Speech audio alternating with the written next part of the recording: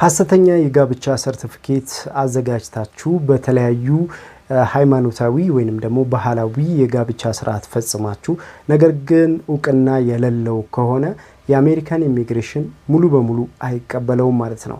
ይህንን ወሳኝ ኩነቶች በኩል ጉዳዩ ማለፍ ይጠበቅበታል ማለት ነው። በሃይማኖታዊ ተቋም ወይንም ደግሞ በባህላዊ ተቋም በኩል አልፋችሁ ጋብቻችሁን ካደረጋችሁ በኋላ ያንን ሰርቲፊኬት በወሳኝ ኩነቶች በኩል ማረጋገጥ አለ። ጉዳይ ሚኒስትር ይልካችኋል።